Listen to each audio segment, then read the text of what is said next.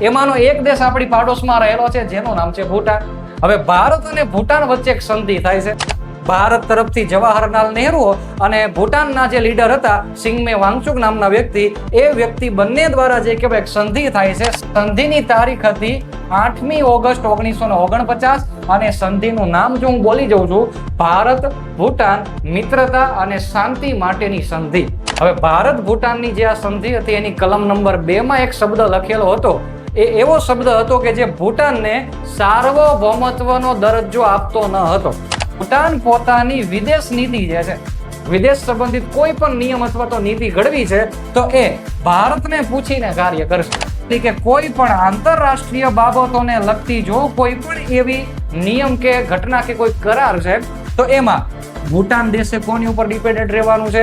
India એટલે કે ભારત ઉપર ડિપેન્ડન્ટ રહેવાનું છે. આ બંને નિર્ણય જો ઇન્ડિયા લેતું હોય તો ભૂટાનને જે મહાન જે રાજ્યશાસ્ત્ર પ્રમાણે આપણે કેવું હોય તો રાજ્યશાસ્ત્રીઓ ભૂટાનને જે કહેવાય પ્રોટેક્ટેડ સ્ટેટ કહેતા હતા. ભારતની અંદર રક્ષણાત્મક સ્ટેટ રહેલું એવું એને દરજ્જો આપતા. અત્યારની પરિસ્થિતિ પ્રમાણે આ કલમ નંબર 2 ને 2007 ની અંદર નાબૂદ કરી દીધેલી છે આવેલી. તો તમને ખબર પડી ગઈ હશે આ ઉદાહરણ ઉપરથી કે સાર્વભૌમત્વનું મહત્વ કેટલું છે.